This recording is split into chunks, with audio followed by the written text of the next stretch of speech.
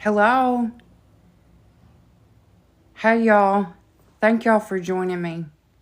If y'all will just be patient and let a few more people join in. I think some of you have been here before, so I appreciate you.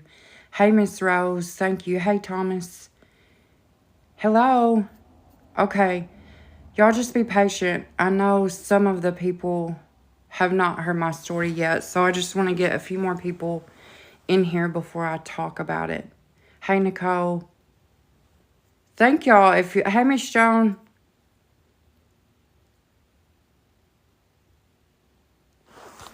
Hey, Miss Joan.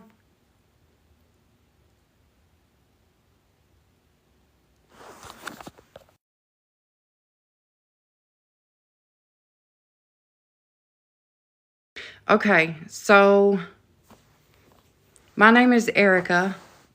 For those of you who don't know, and some of y'all do, but if y'all will just be patient and let a few more people get in here before I tell my whole story, that just keeps me from repeating it and y'all having to hear it over and over again. I hope everyone is doing okay today. Olive had a program last night, a little Christmas program. That was nice to watch her sing her little Christmas songs. They're always so cute when they do that. Thank you, Miss Rose. Okay, I think enough people are in here. Let's get started. Okay, my name is Erica, and about 10 years ago, I was placed on hospice with a rare, incurable, terminal neurovascular disease. I was fully expected to pass away within 6 months to a year. My family made preparations, and at the end of that year, when I didn't pass away, I started these new experimental treatments, and that made me healthy enough to carry and deliver a child. At the time of her birth, I lost all the blood in my body and lost my life for over a minute. And during this minute, it was a lovely, passionate, beautiful, divine experience, just peaceful. And but another thing that happened was I got all this information that you're given at the time of your passing to slowly relearn in your next life. And I was given a rare opportunity to keep this information and come back to earth and spread this message. And one of the things that I promised is that I would not cause fear, and I would not go into conspiracy theories, no matter if they're true or not. So one of the things that, with those promises and conditions coming back to earth, I've chosen to speak carefully about what I share, but also share the things that I think are important. And I like to say, before I open up for questions, I always say that all of us have experienced losing our life at least once, or we will all have that experience. It's beautiful and magical, and one of the best experiences you can have. It's almost comparable to giving birth. So we'll all have that experience, and you'll all have that when you lose your life. So what I want to focus on, and what I want the questions to be along the lines of, what is life like now? And what information did I bring back? So I'm going to open it up and start looking at comments now, and we can just talk about anything.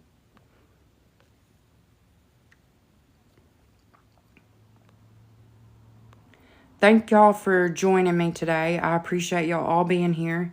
I do have a YouTube channel. I'm trying to watch as questions come in, and on that YouTube channel that's linked on my TikTok account, I have a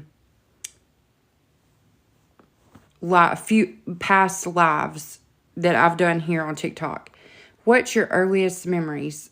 This is interesting because I was talking to a friend about this, and I don't know if I have these memories because I was shown at the time of my death, or if I actually remember them from my lifetime. But I can remember some of the things that happened as a baby to me. I recall specifically being in a baby bed, a crib, and having a mouse crawl into my crib. So I remember that. I have really very early memories. Oh, wow. What should our purpose in our lives be as we awaken? So this is interesting, and this is how I know that consciousness is waiting to be discovered.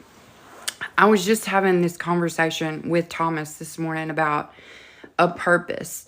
And I often say on these lives that we have to forget everything that we were taught to believe.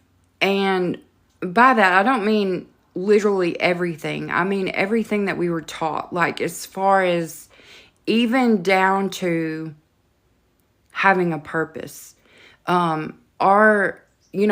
all are on our own journeys and our own paths, and we have to figure out what's right for us. For me, I know for a fact that I'm supposed to be sharing my story, not to change anybody's mind or convert anyone to my side of thinking, but just simply to share my story. And I'm supposed to love people right where they are. And sometimes I was talking this morning, Thomas and I had a long conversation, and we were talking about how difficult it's been for me since this experience, because I find it difficult to navigate in the world that I live in. And what I mean by that is just simple things like consuming so much. I'm very careful now, and I'm very mindful of what I consume and waste, and like even things that I once enjoyed, like painting. I'm finding issues with having to like waste paper and paint. So everyone's on their own journey. I can't tell you what your purpose should be. I know mine is to love unconditionally and to share my story with as many people as I can. Hey, Jennifer. Hey, Mariah. Thank y'all for joining us today. Miss Joan, can you elaborate a little bit more about the 4 and now 5 tribes of humans? Yes. Okay, so in the beginning of time, I'm going to say this. In the very beginning, we happened and we were created. We were made to be creators. And each time a group of people broke away from the original source. And this is where modern day religions come from. Okay, so in each little collective, a branch broke off and they were going to try to do things a different way. So in that time, they removed the direct connection from source by creating a middleman. And then that became the very thing that ended up destroying the earth, because there was not a constant connection to the source, but it was source was giving it to a person, and then the spiral got further and further away. So the 4 original tribes were from 4 different directions of the earth, and they were all meant to form a complete circuit and share ideas with each other, share their traditions and their original ways. And now a 5th tribe has been allowed to come to try to save Mother Earth and to help humans with ascension and consciousness.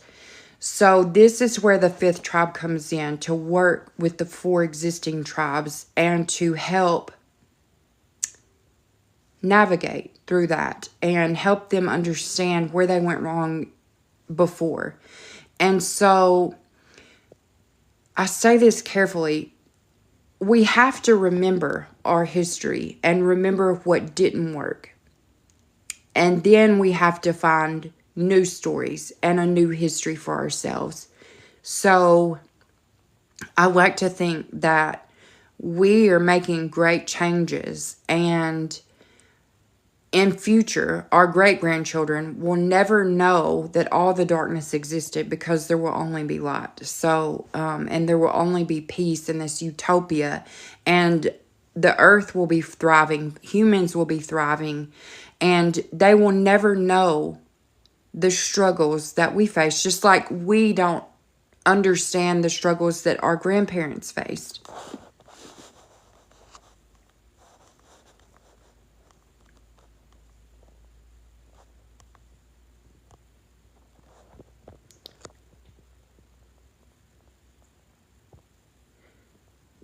Okay, I want to address this comment. If you ever have an NDE and you live to tell, then you were tricked to come back to Earth, a prison planet. I want to say this, and I say this lovingly to you.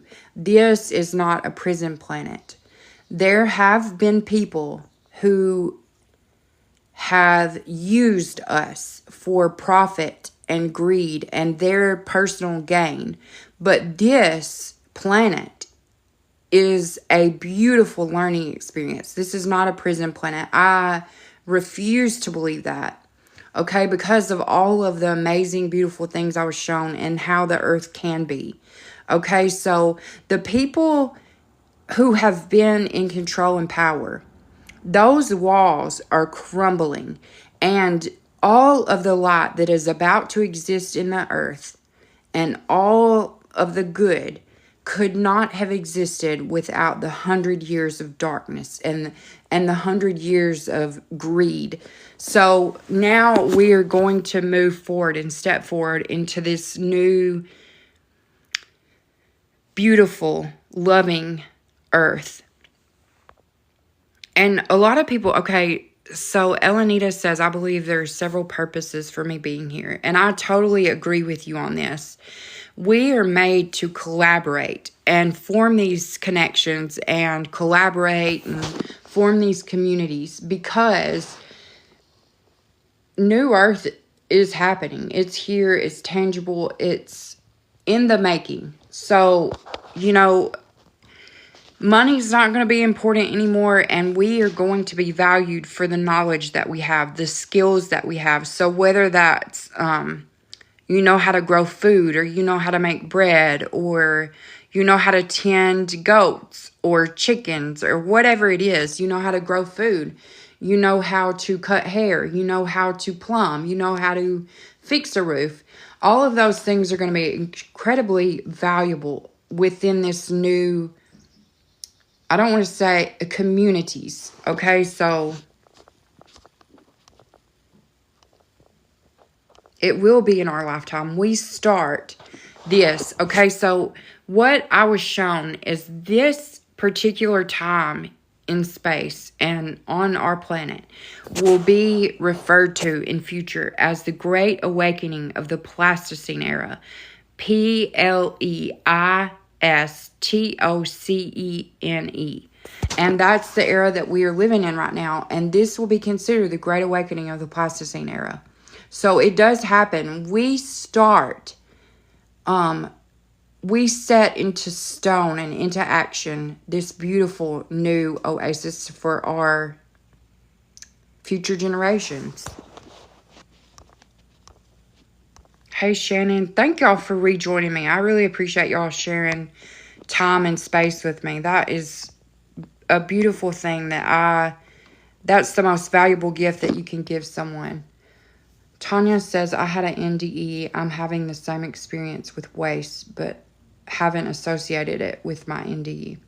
Well, I tell you, it's been a challenge for me. This is my 3rd year, and I had a rare opportunity on hospice to live like I was dying, or at least that's what I thought.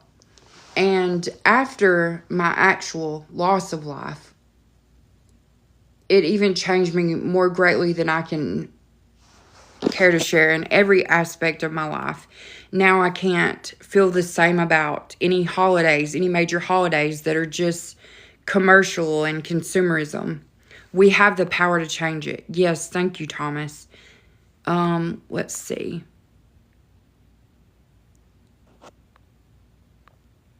I'm trying to get... Please tell me if we are reunited with our loved ones when we pass. Okay, Anita, thank you for this question. It's one that I get pretty frequently. Yes. If you can imagine... Okay, I use this analogy a lot, so if you've been here before, sorry. But look up how honeybees see humans, and that is close to the way that we exist. We are billions of fractals of light. We are infinite, eternal, immortal beings. We are more than our physical bodies. So energy can't be created or destroyed, right? So our energy goes outside of us when we pass. So I always tell this story about when I passed away and I was trying to communicate with my children and how it took every bit of effort that I could. And I was telling them so plainly. I remember what I was saying to them. And I was struggling because I wanted them to get what I was saying. And I said, think of me like the wind. You'll be able to see me and hear me and maybe even feel me, but you won't be able to grasp me or touch me. You'll just be able to experience me. And anytime you think of me, I'll be here like the wind. And so after a few weeks of processing everything that had happened, I asked my children, did they get any messages or did they feel anything? And my son actually said he felt a gust of wind.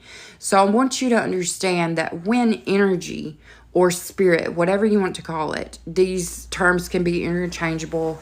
And that's why it's so hard to articulate sometimes, because we have such a limited mindset and a limited capability of understanding the words.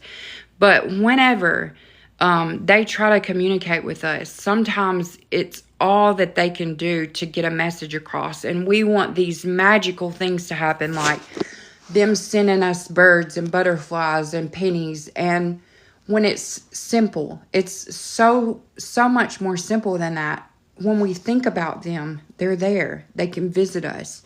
They're with us many times. A little sliver of their energy stays with us because we've been connected with them throughout time and space over and over again. I think we have the power to change it. Thomas, yes, we had this discussion about what our messages need to be.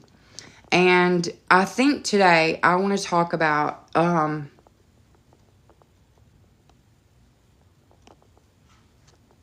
reading through comments. Okay, I want to talk about this because, and this goes through other comments about healing, okay?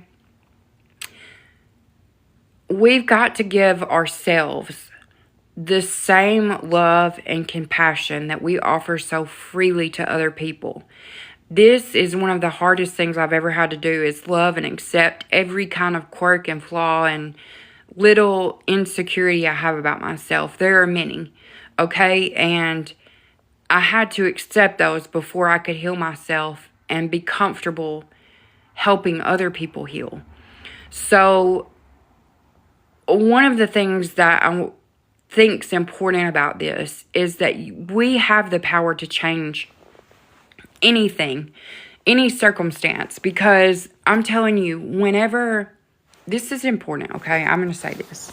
Whenever I was on hospice and I was told that I had 6 months to a year to live, I never once put my time and attention on that 6 months to a year. I got busy and I focused on writing to my children. I focused on painting. I was obsessed with leaving something of myself behind, because I'm going to tell you, I think what all fears go back to, every basic human fear, is this fear of being forgotten or unknown or not being important. I'm going to tell you, we are all one. We are all important. You are an integral part of the universe and how it takes shape. Your time and energy and attention and your focus, what you choose to put that to, is affecting the outcomes, whether you realize it or not. So when I say this, and I was supposed to die within a year, and I never focused on that once. So when the year came up and my insurance was no longer going to pay for hospice, I realized that I had escaped a death sentence by not focusing my time and attention and energy on that. And I realized that I had the power. I had the control. And I took back everything that I had given to everyone else and knew that I had an important mission. And then I don't know anyone in the world who has come off hospice and had a child. And I want you to realize that I would not have had a child had I known I was pregnant about her, to be completely honest, because I felt that that would be totally unfair to a child. I was told, I thought my kidneys were failing. I went to the doctor, and after some routine blood tests, she said, we need to send you for an ultrasound. And I thought, this is it. I've tried to combat it, and it's just not going to work. I'm going to die. Only to discover that I was going to be bringing new life into the world in 6 to 8 weeks. And it turned out to be 6 weeks. So I was literally shooketh. I was shooketh to the core, okay? Is an understatement. I remember almost falling off the ultrasound table thinking, how could this be possible? So everything in my life had to happen exactly like it did. Even the worst, terrible parts of my life had to be that way in order for me to have these stories. And they happened for me and for you, not to me. And just like I want to say, when you can take pain and transmute or turn that into power, it is one of the most liberating, freeing experiences, and it's magic. It is magic when you understand how powerful your mind and your thoughts and your attention and your energy are. And we have given it so freely, so many times, to so many other things, elections, just name it. You can think of a million, I'm sure. So I want to challenge you all today to take something that is a negative and ask, what did you learn from that? What can you transmute that into? And for me, this comes down to a personal experience last night, and I'm going to share it in all of its rawness, okay? I'm going to share it, and I'm not proud of it, because I have been preaching this message of love everyone right where they are. Love everyone. And even as myself being grounded and connected, I was amongst all this energy last night at Olive's program, and I have gifts now that I don't always know how to turn off. I can hear people's thoughts, and I pick up on their energy and their feelings.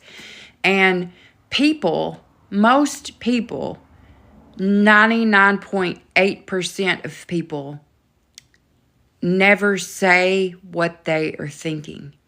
And to hear someone's thoughts and their words at the same time is hard. It's hard because you know exactly where you stand with people. You know if people think you're white trash. You know all these things that you probably don't want to know. And so with all that energy that I had yesterday, we were told to walk to their classrooms to see the Santa Claus letters. And I felt physically sick. I'm going to get emotional because this is true and it's raw, okay?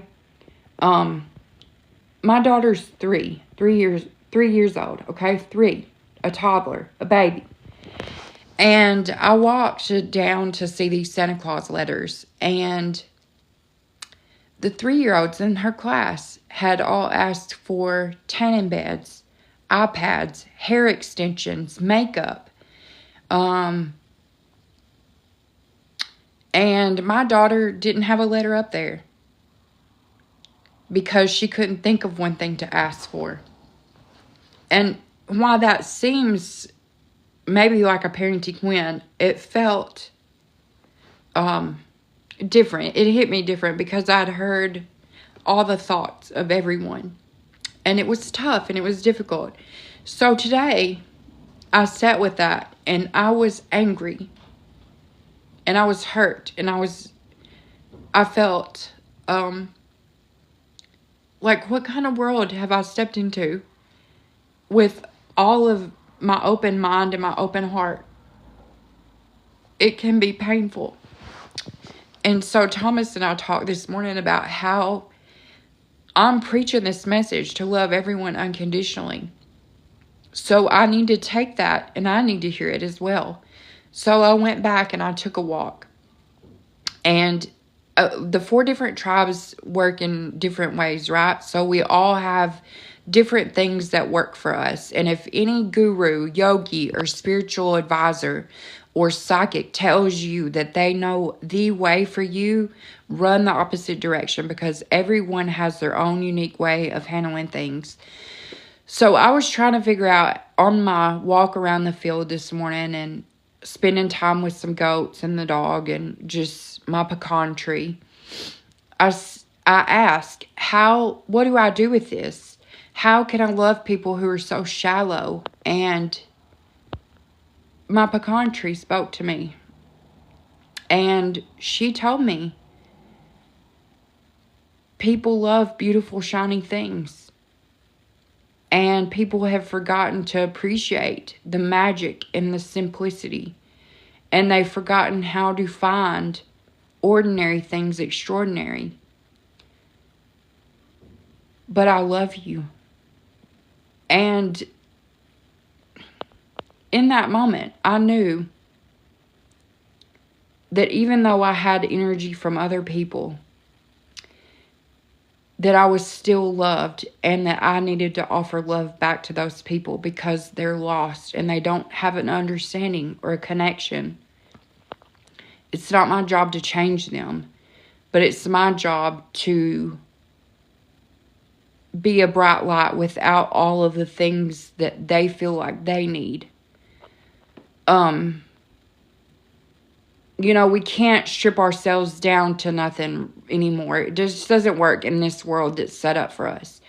And I'm a thrifter. I'm a bargain shopper. But I know that I once was a willing participant in that world too. I know that I had some hair extensions and the best makeup and the best name brand labels, so it's not my place to judge anyone. It's my job to change. It's my job to change the world around me. And it's my job to make my child understand that she can find ordinary moments extraordinary. And she may not need everything else that the other world needs. But I also have a teenager who is fully, deeply rooted in that world of needing to fill that hole, to fill that void. And many of us in the spiritual community are feeling like we can't watch TV.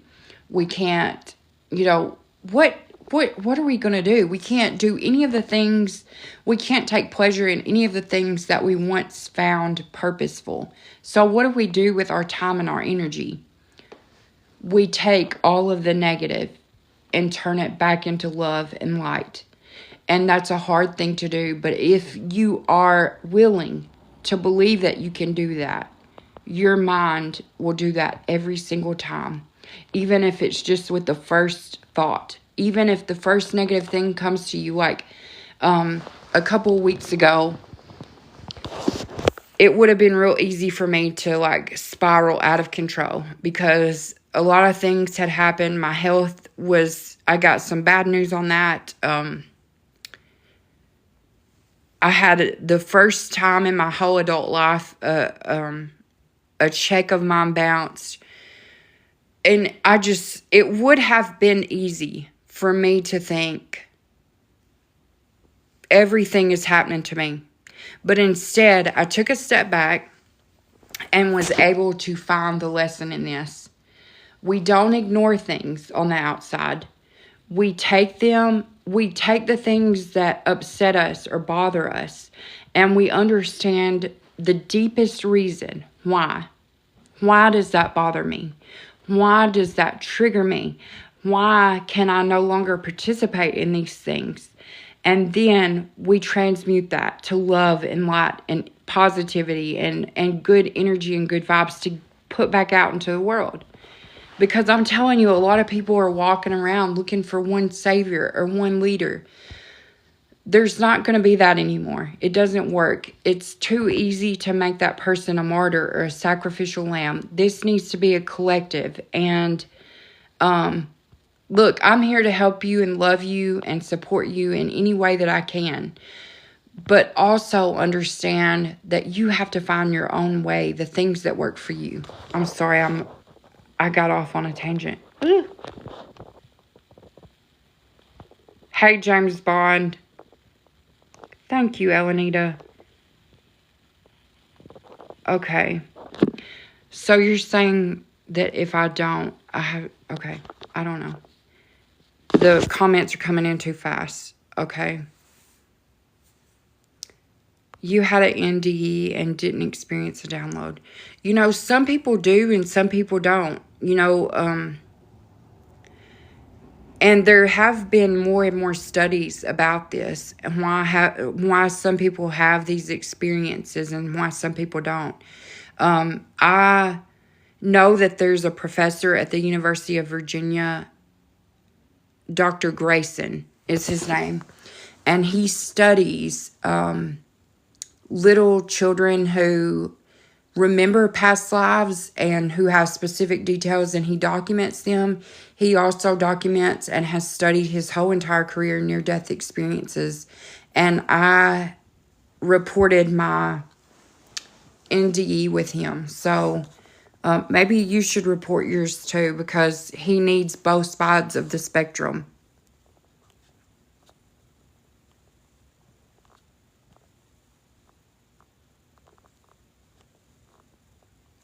Okay, I'm trying to read comments. Thank y'all for the love today.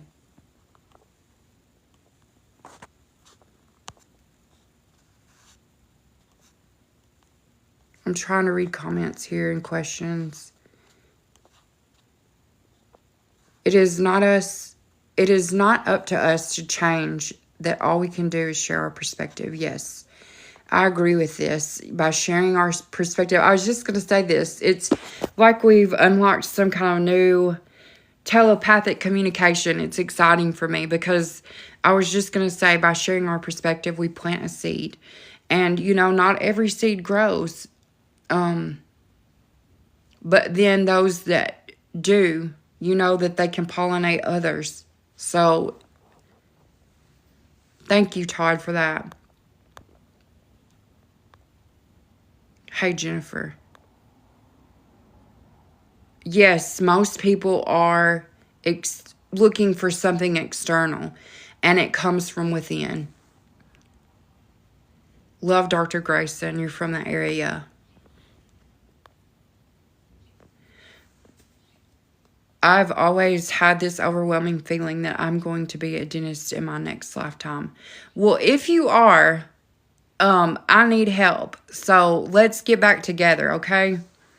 Because whenever you're on hospice, people do not take care of your teeth. And that's one of my biggest insecurities. You know, like, I want to say this. If you're a caregiver to anyone, I don't know if I have any caregivers in here, but simple things like brushing someone's hair or washing their face or washing their feet, those things get overlooked whenever you're just trying to sustain a life. But those simple things of caring for someone, it doesn't have to be a huge thing. but those are important to that person. Or plucking their chin hairs or brushing their teeth. It's extremely important. And that's, I think, one of the main takeaways from everything is that we should consume less and connect more. And we should remember the simple things in life. The smallest things can have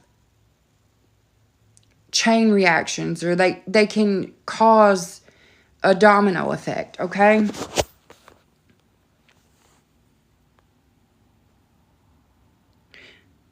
So there are some caregivers in here. Yes, Miss Joan, I forget about that. Yeah, that's a tough one. And listen, caregivers are extremely important. And I know how debilitating and exhausting being a caregiver is. Before I got sick, I was a caregiver. And, I think my whole entire life I've been a caregiver. And I just know that you are an important person. And this may be for y'all today, because I truly believe that I'm always aligned with the people who need to find the message the most. Elenita, we're remembered for the smallest things. Yes, I agree with that. And my children, I don't know what they'll remember me for. But I know that no company, I take that back. At the time of when my illness first started, I was working and I had fully immersed myself in work because I thought, I'm fixing to leave my children with a huge medical debt that they're not going to ever be able to repay, and they're not going to have anyone to look after them. I was in a tough spot. And so the doctor told me to take off, and instead I worked 70, sometimes 70 plus hours a week, and literally ran myself into the ground. And because I wanted them to have money. And I just think no company is ever going to miss you. No employer they might miss you, but it's for a different reason.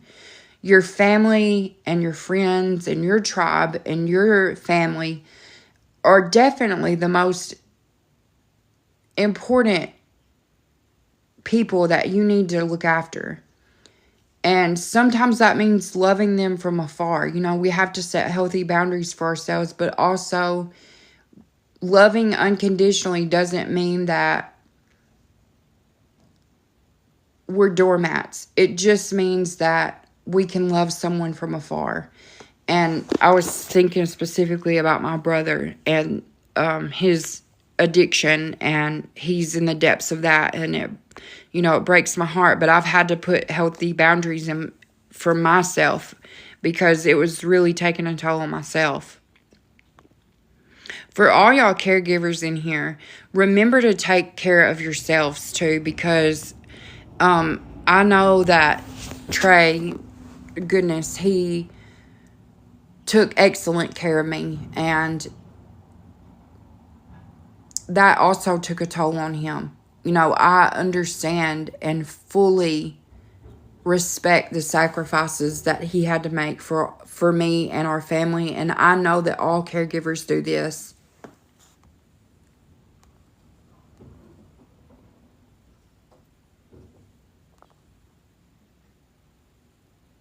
Okay, please retell your story. Okay, so I don't know did you give your kiddos the letter you wrote? Okay, no.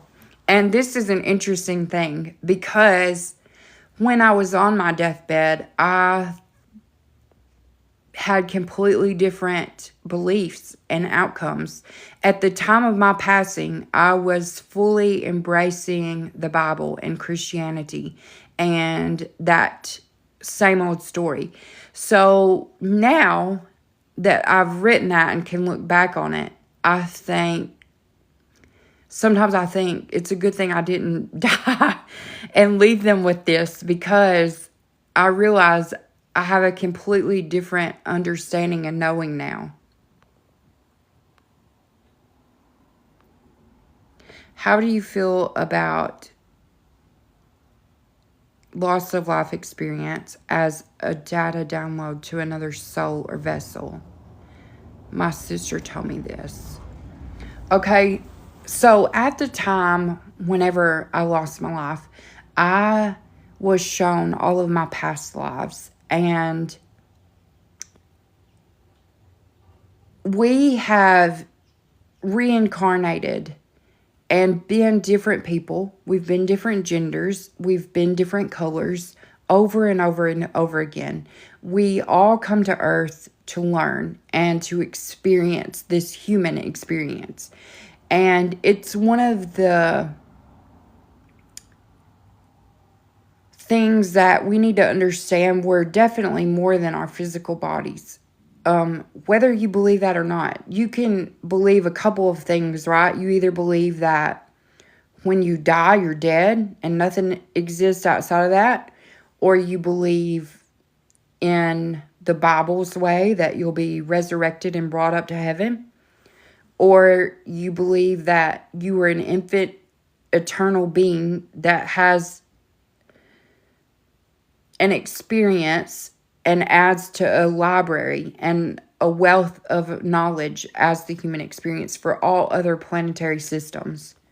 So whatever you believe, it doesn't really matter, because when you die, you know, and you don't have to ask anybody else. So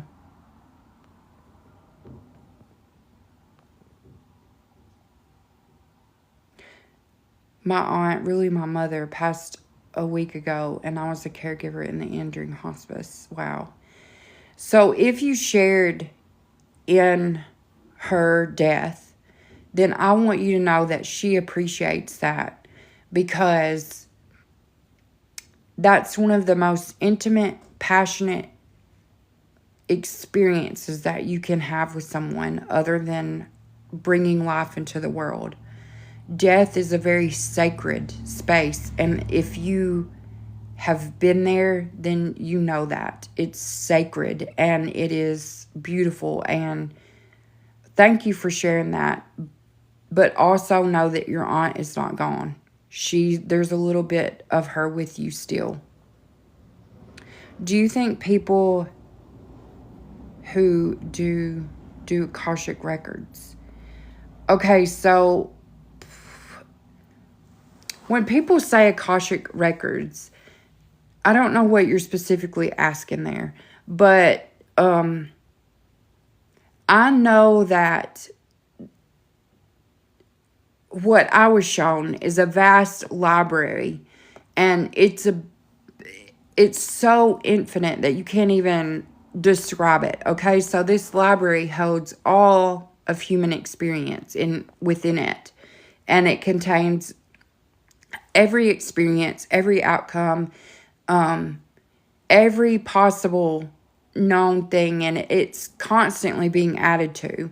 So one of the things that I tell people about accessing your records is that it's not really beneficial at all times, because it can get in the way of what you're supposed to be learning and what you're supposed to be doing here now. Think about it like this. If you are an impoverished person now and you're struggling every day to make ends meet, you're struggling to feed your children, you don't understand why you struggle so much, and then you see a past life of this royal person that never wanted for anything, it can be frustrating and you can get distracted. It's a distraction. So also, we're not always meant to know everything, right? It's supposed to slowly be relearned over time.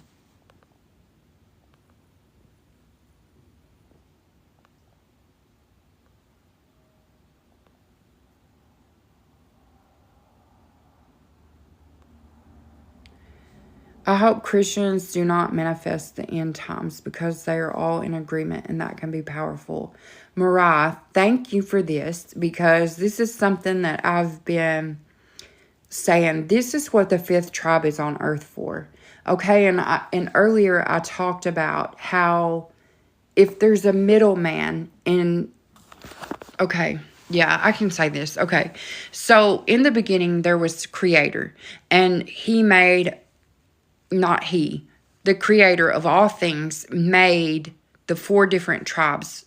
And each time they were given information and knowledge, but through energy and spirit. And when they misunderstood this, they broke away from it. So it was one step in between the Creator and the people in the collective. So each collective ran out of energy. And they ended up, that's the very thing that ended up destroying Earth time and time again.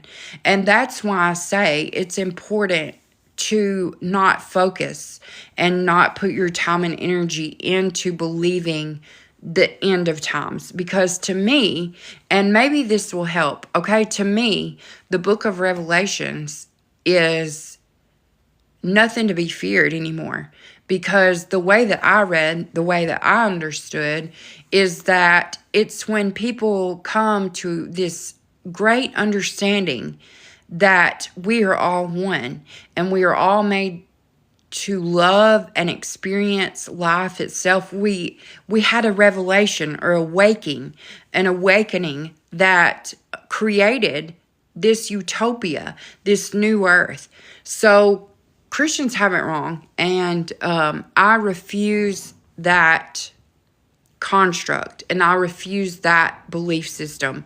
And the very fact that they have retold that time and time again makes me understand and know that they have misused, mistranslated, and perverted the message. The simple message was love yourself, love others. Give back. When you take, give back. Make there be an exchange. You don't have to pay anyone for a connection to the creator source, and you're made to be a creator. That's what all these messages throughout all religious texts go back to. And the reason that it ended up destroying the earth is because there was a middleman. There's always a middleman. And that middleman is what we go to instead of the direct source. And the direct source is where we need to go. And so I refuse that reality altogether, and I suggest that you do the same. You held her hand through it all. It was beautiful but tragic. And that was sacred. I'm telling you now, it was a sacred, beautiful experience. And she's still there with you. A fractal of her energy is there with you. The records are within ourselves to access, yes. Yeah, Miss Rose, thank you. If y'all double tap the screen, it doesn't cost you anything to do that, but it keeps people from making me glitch and interrupting. So y'all can double tap as many times as you want, and it doesn't cost anything, but it keeps the live going. No fear, no matter what. Yes. Pure message of Christ. He didn't want religion. Absolutely. Absolutely. You know, I know that I had this revelation yesterday because I was looking the entire year after my loss of life experience. I wrote incessantly. I just could not get it. I was trying to write down everything that I was shown, everything that I saw, everything that I was told, everything that I understood, everything that I knew, because I didn't want to let go of any of it until I understood it fully. And one of the things that I was shown yesterday, that going back to the beginning of the time, every religious text is simply the retelling of the story of Noah. And the Tower of Babylon and the cloth. And so really, and if you translate it into different languages, that's where the different versions of events come into play. Yes, Greg, I love this. Revelations already happened in 70 AD churches. Got to stop reading someone else's mail. Yeah. So another thing is that they all have a common point of origin, right? But the thing about this is they got mistranslated and they got perverted and they got used for profit, greed, gain, and control. And they will continue to do so until we refuse that. And y'all can see how powerful it is to just cut that part off. Just stop thinking about that. And listen, I've been saying for months that we have to rewrite history, not to forget the history that was tragic and not to say that those things didn't happen, but we've got to step forward and unify and write a new way forward, a new history, new traditions, new everything. And so that can be told. And that's what I'm trying to do. I'm putting these poems out there, and I'm sharing as much as I can without, being so forthcoming that it's scary, because I know the human brain immediately goes to fear. But if you understand that on the deepest level, what are you scared of? Is it death? Because you shouldn't be afraid of death. Because it's one of the most beautiful experiences that you'll ever have. The new ark is within each of us. We have to build it. Yes. Thank you for that, Thomas. Yes, that's so true. And it doesn't matter how we look at it anymore as Noah, a frequency or whatever you want to say. It doesn't really matter, because that's an old, outdated story that we've been told time and time again. And it's important that we understand this to move forward from it. What do you think about the lights in the sky or the UAPs? I think it's all designed to be a big distraction to keep us from understanding what's really going on. And I think that the more things that they can make us afraid of or fearful of, then I think, listen, I said this on live yesterday. It's important how we react to things, because we write into the playbook, okay? So, for instance, I saw this news clip of a man walking into a nail salon with a gun, and he was attempting to rob the store. But no one reacted, no one moved, no one got up, so he turned and walked out. And so I think that's an important lesson too, to know, react in love. Don't react out of fear ever. But it's hard not to do that, because as humans, we're hardwired to fear things, because that's the very thing that kept us alive in the very beginning. Religion is for people scared of hell spiritually. Spirituality is for people who have already been there. I like that. That's interesting. Religion, there have been some great atrocities committed, and I was shown that in the name of religion. And so that's why religion has to go away. There's got to be a new way forward. And that's why I know that all these distractions have been set up carefully for us to see what kind of bait we might bite at. And so we just have to keep going forward, and we have to, when things get hard, like last night, and I was thinking, why are these people thinking this about me? And why does my daughter not, all these Santa letters? What kind of world am I living in where a 3-year-old wants hair extensions and a tanning bed? And so when things like that happen to us, and we understand that we're living in a shallow world, but it's been by design Those people can't help it. It's all been designed, and we were 1000% there before. We can't say that we come into life knowing these things. And I told Thomas, have I turned...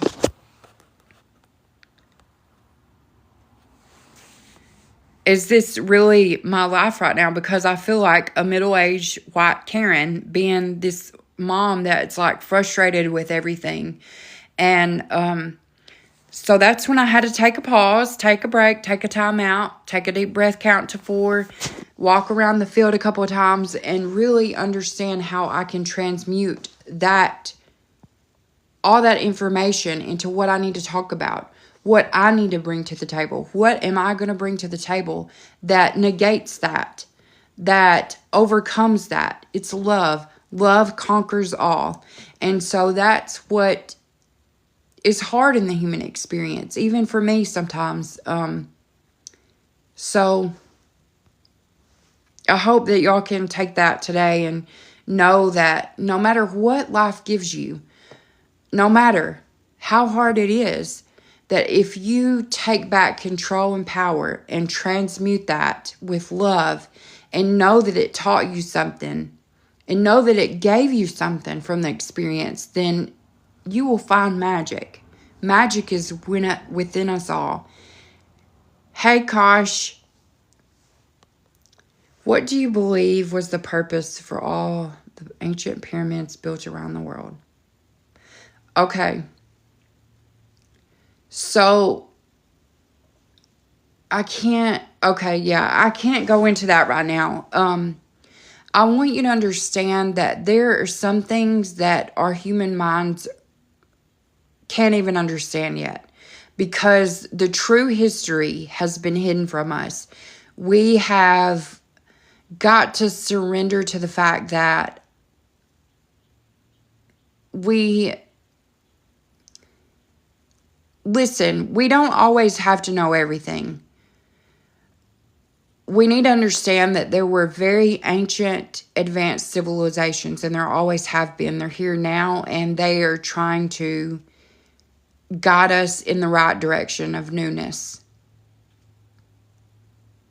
Where do you believe people go when they die? Okay, I don't believe anything anymore. I know where people go when they die. So you have an option. It depends on what life path number you are, 9 through 11. I didn't know anything about life paths, so you can look it up yourself. It's got something to do with your birthday. But if you're on a life path 9 through 11, you are at the end of your incarnations. And what I mean by this is that the end of your life this time, you get to choose what you want to do, whether you want to reincarnate again on earth as a new soul, or if you want to stay part of a spirit or God team. I think that's what most people call them. Or whether you want to be another being on the earth, or you want to enter into other soul contracts. So it always depends on what you want and what you've learned and how you've healed. And so some people have karmic debt to clear. And if you don't do that, then you get a chance to repeat that and earn your stars and stripes, so to speak. And so it's really up to you. You don't have to incarnate, but also you can be in other dimensions, and life past 9 through 11 get to choose if you want to go to a different universe, or if you want to stay in the Milky Way galaxy and you want to try something else. So it's up to you.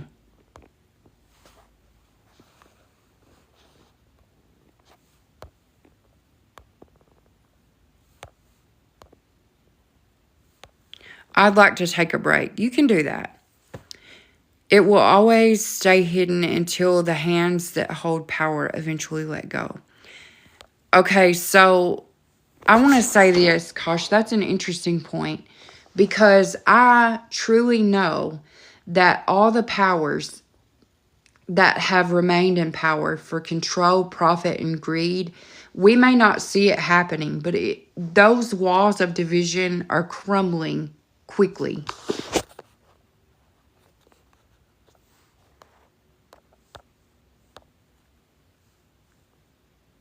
What if you're an 8? Okay, so I don't know a lot because I was shown, I know about 9 through 11 because I'm a 9. And I do know that before this, I know my past lives.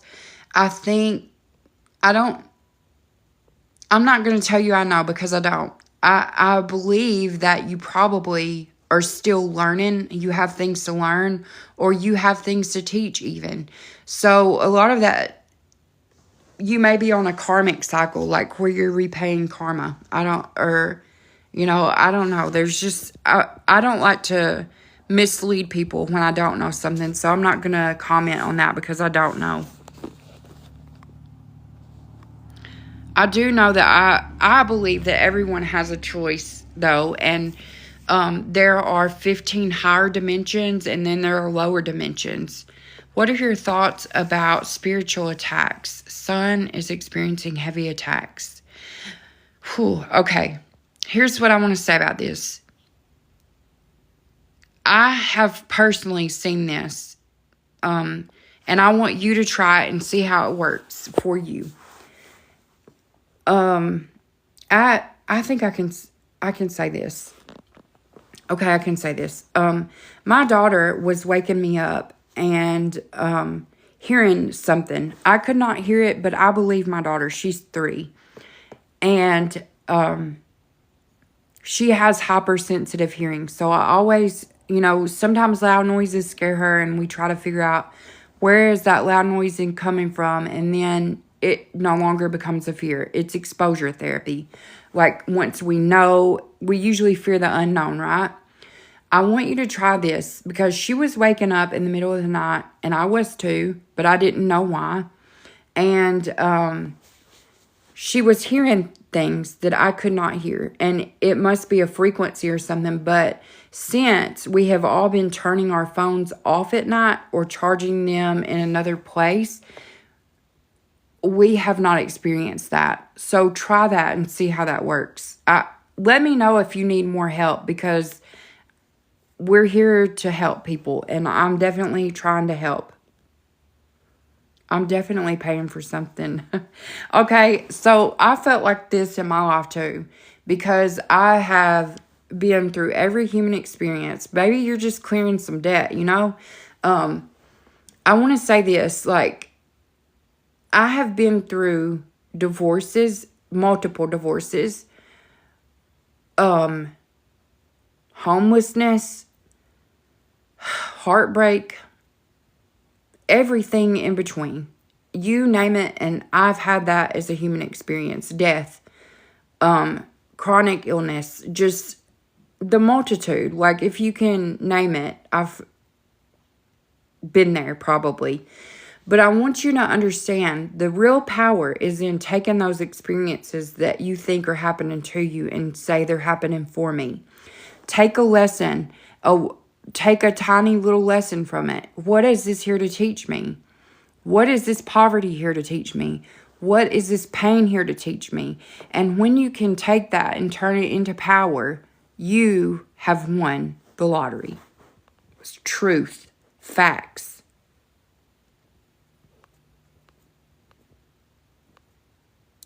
Have you ever considered how to write this in a way that is the truth behind the human experience? Yes.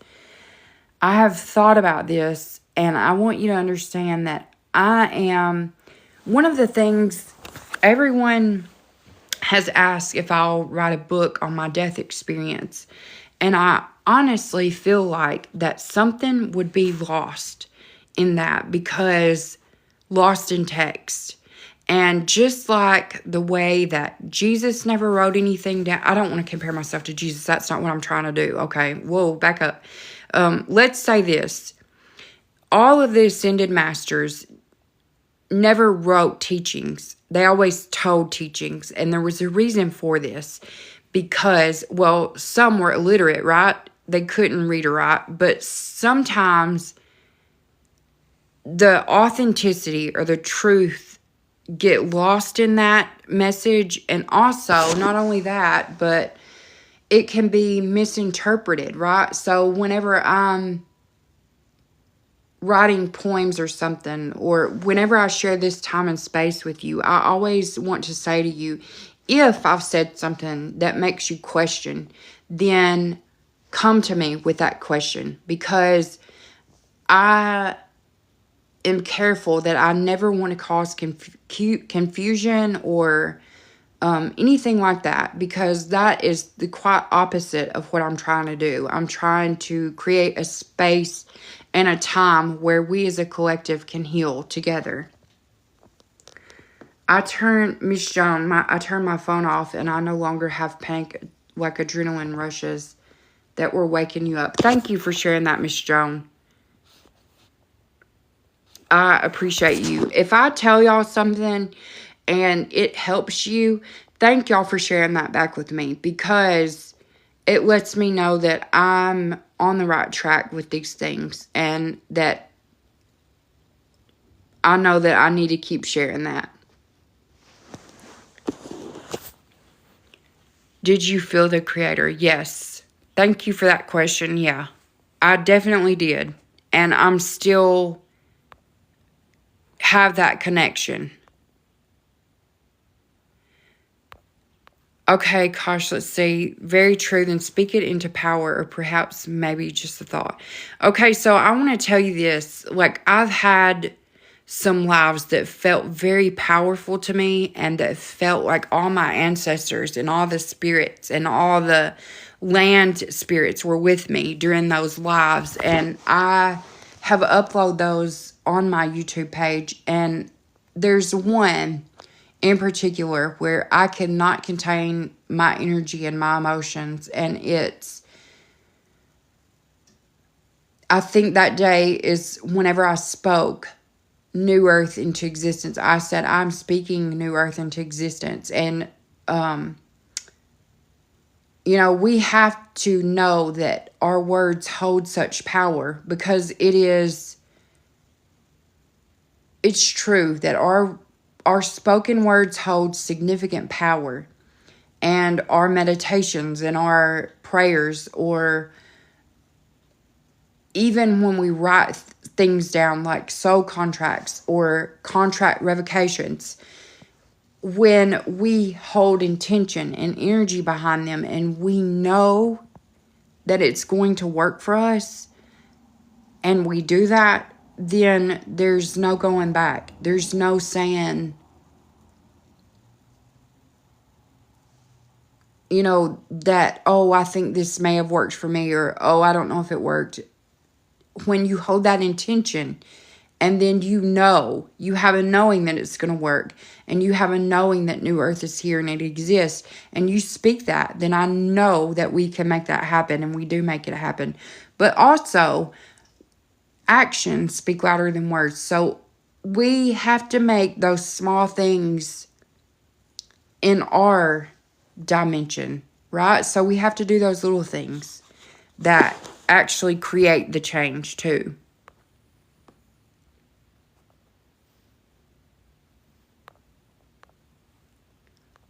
It is tricky to speak and not be misunderstood or misinterpreted. I agree.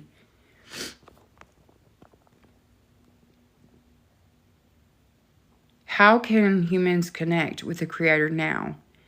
Is it still... No. Oh my goodness. Is it still through a second party? No, absolutely not.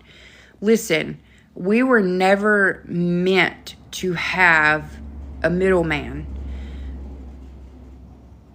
All of the ascended masters, what y'all call ascended masters, all of these ancients were trying to speak this message. And it was to say, you do not need to pay a tax. You do not need to go to someone for your connection to the Creator. And there are 5 different tribes on earth. We all connect in different ways. So I cannot tell you what's going to work for you. I can give you some ideas on things that might work for you. And if someone tells you to do their way, and that you'll find all the answers by doing their way, then they're selling something. They're selling a program or a book. Don't do that, because no one knows your way. I'll give you some examples that I can connect, okay? So here's something. Some people, one tribe can meditate. They can compartmentalize their thoughts and sit nice and quiet, and they can connect. For other people, that does not work. You need to have a walking meditation, like where you just walk and you let things come to you. Another one is purely by intuition, like you just hear little whispers or faint knowings of something. Like you'll get that intuition or that gut instinct or that gut feeling that you know something. And sometimes it's simply through a tree or through the winds or being out in nature. And so then there are other people who can paint or create, wood carve, shape things, grow things. So you have to find what's going to work for you. But the thing is not, sometimes we get in our own way. Sometimes we overanalyze and overthink things. So, for instance, sometimes when I'm playing with my daughter, like Thomas and I have talked about, there's this transformation that happens and this thing that happens where you're just in that moment and you're not thinking about anything else other than just that moment. And that's when sometimes things will come to me. It's when I'm not thinking about that, or when I'm not trying to overthink things.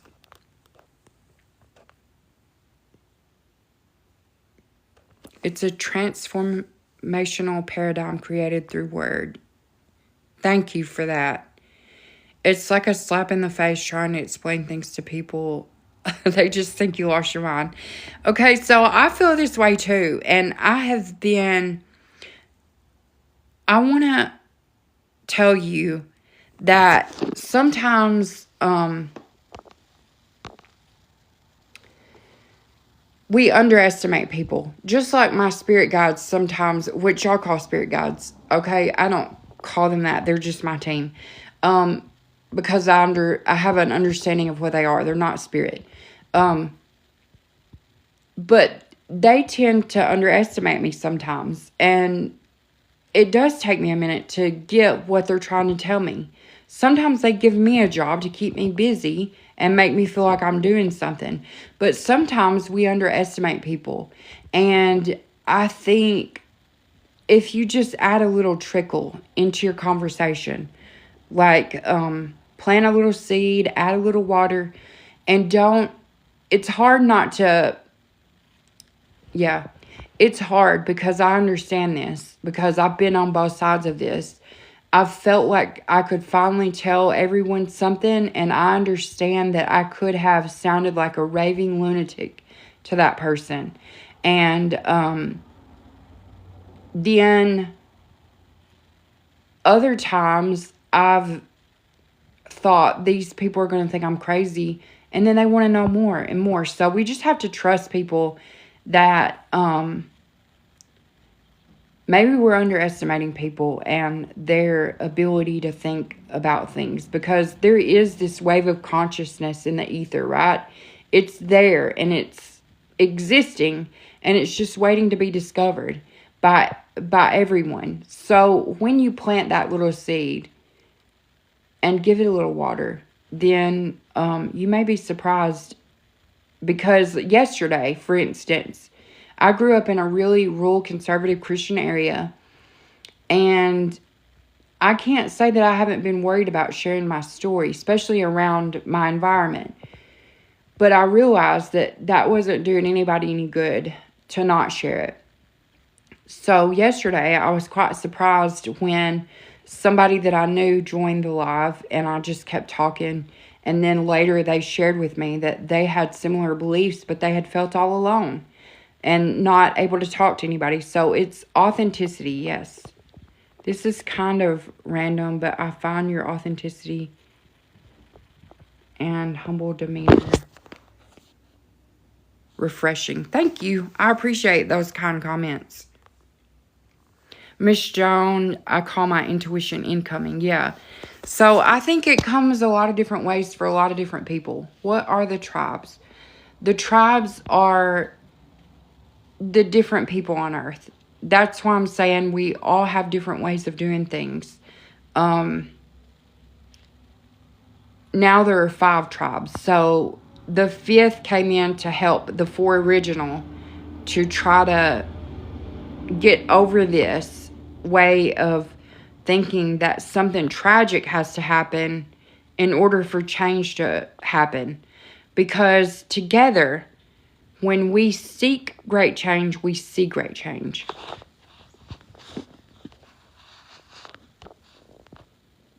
What time do you usually go live so I don't miss your talks? Okay, so it's really random for me because it all depends on Olive's nap times. It's usually around 12 Central Time. 12 or 1 Central Time.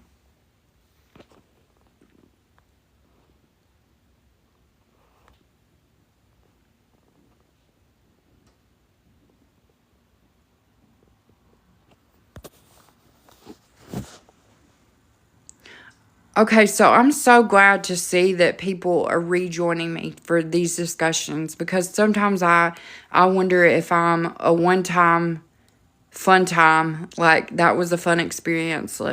So, thank y'all for coming back to me. I appreciate all of y'all sharing time and space with me. Yes, sorry about that, Miss Rose. Thank you for that reminder. I do usually post the lives, or I try to post all the lives on YouTube after, because I know it's not a convenient time for everyone. But that's what works for me.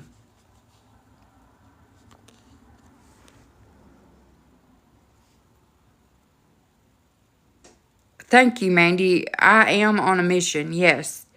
And I'll tell y'all, each time I have conversations with my family, and I call him my friend, but it's this person that I know my dad sent to me in my life. And Thomas, if you're still here, I appreciate you.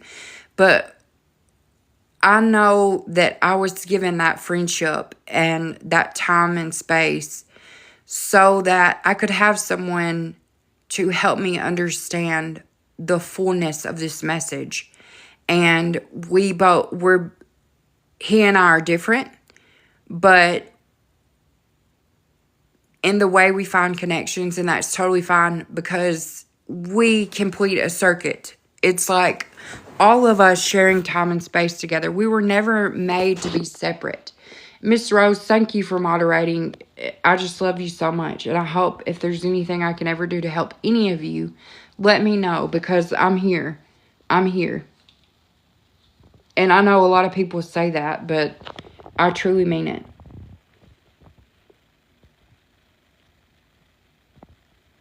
So to recap today, we talked about transmuting negative into positive, right? Pain into power. And we talked about not focusing on having one set purpose, but our gifts are not our own, are they? So we all have gifts to share to the world, and it may just possibly be a story to tell. So thank you for that, Shrinking Violet. I'm so glad. Hey, Born by Candlelight. So there's some new people joining in. And if y'all need my story, I can repeat that really quick. But we've been talking about so many great things, and I almost feel like we're sharing all these ideas, and I hope that y'all are seeing as much change as I am. Because everything has to happen exactly like it does. And I want y'all to understand that nothing happens to us, it happens for us. Everything happens exactly like it needs to. Even if it doesn't look positive, we can take it and flip the script and make it our own and make it powerful and positive, and then put that back into the world.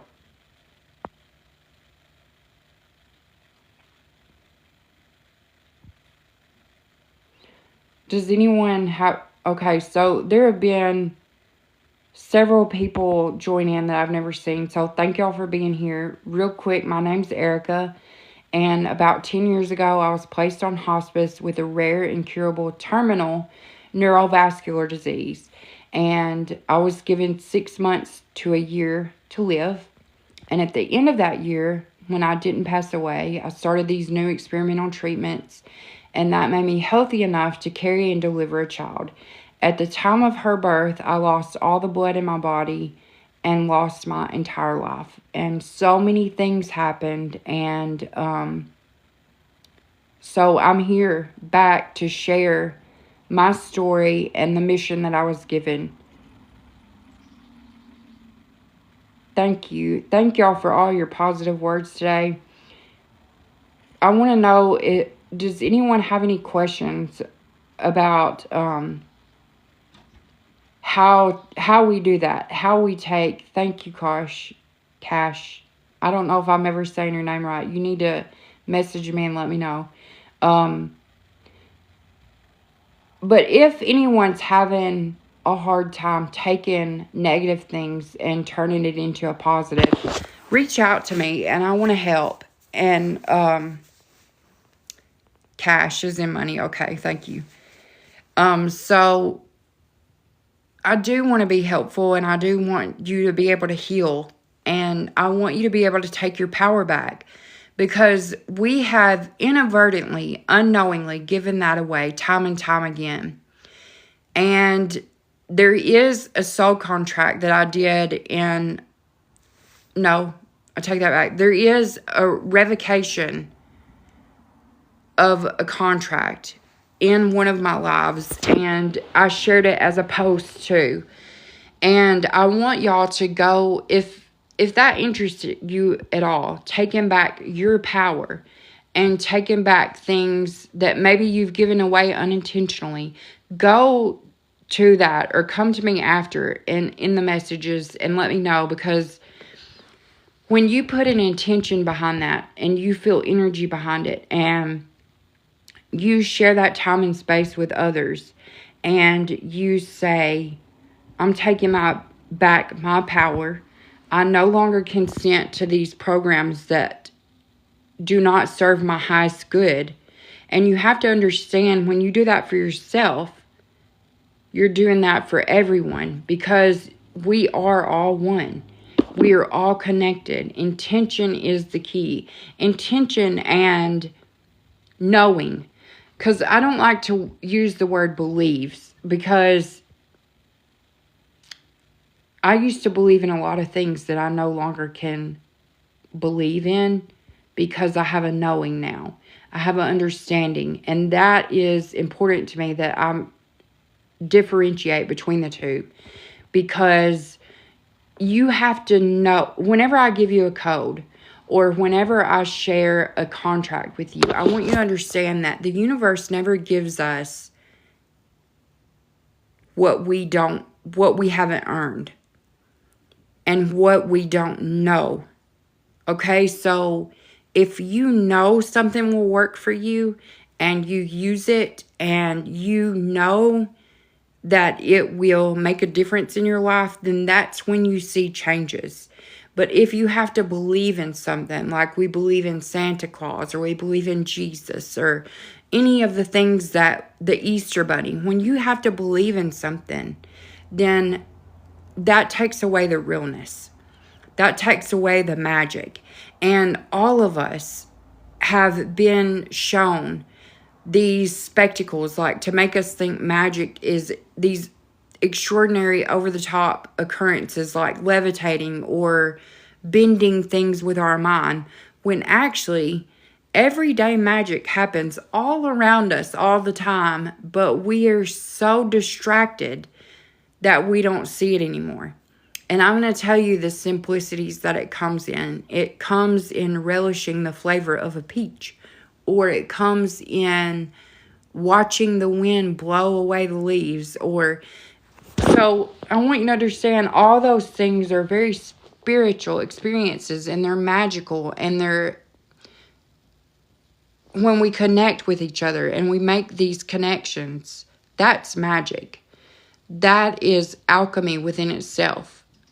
Knowing that someone else loves you and understands you and doesn't think you're a complete weirdo, and a person who appreciates you for exactly who you are, at exactly the place you're at, that's magic. Catching and intuition. Share. Okay, so, all these things are important because when we share time and space together, this has given the collective more energy and more. Love is magic, yes, and you can find love everywhere. We are love experiencing life itself. You're creating a larger magic for us all. Thank you for that. Magic in catching an intuition. Yes. And now you have an understanding of that.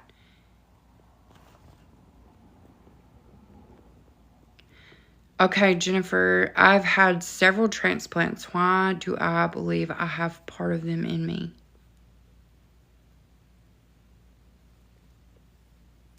Okay, Jennifer, will you message me after this, please? I want to fully understand and help you with that, okay? So, anyway, we were talking about that and the magic that happens to us all. Like, whether we realize it or not, there's magic that happens all around us all the time, every day, every second. And I read somewhere that they were glimmers, okay? So it's the opposite of triggers. And I started sharing those daily on my Facebook, and I think it's annoying everyone, but it's really the small things in life that people have forgotten to appreciate. The smells of cinnamon and the smell of rain, the crunch of the leaves underneath our feet. Just all these beautiful experiences that are human and real, but we've been made to forget because of all the things, all the programs that have been put in our place in our past to distract us and to keep us from knowing what is truly sacred. I say that because, listen, I've found so many things that I never would have believed in my lifetime had I told myself 10 years ago I would be talking to a tree and giving her hugs. I would have never believed that in my entire life. I would have thought, if someone told me that, I would say, you're crazy. But here I am, loving my pecan tree and her elderberry bush, and knowing that she is a grandmother of the earth and that I need to nourish her and take care of her, and that the connections are there and they're desperately seeking to make those connections.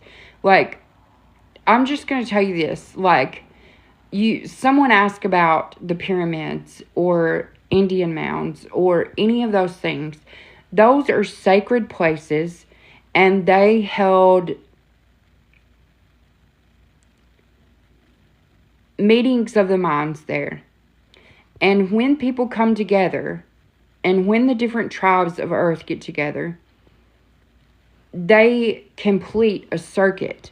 And it's quite literally that way. They complete a circuit in harmony. And harmony and magic happens. And that's why all these divisions have been made for us. All these things to separate us and them. And that's not working anymore because they are no longer able to dehumanize anyone. We understand that we're all human. We all have families. We all bleed red. We are not going to settle for anything other than peace. So peace is my reality. Love is my reality. And I hope to share all that with y'all. The programs and a busy life trying to pay the bills. Yes, sister. I feel it. Listen, and I Thomas and I had this long conversation this morning, and I did not want to be the person that I was in that moment because I was frustrated. After reading those little 3-year-olds' letters to Santa about tanning beds and hair extensions and makeup, I was feeling disheartened. But we have to understand that those people are still in to the programs. They're still there. And we were all there one time. And it's okay to realize that and still love those people, but know that there's a new, better way forward. So everything teaches us a lesson, right? Even if it's what we don't want. Even if it's something that we don't need or we don't want. At least we've seen that now, and we know that's not what we want for my child. It's not what I want for my child. So it's good to know what you're up against, and knowing is half the battle.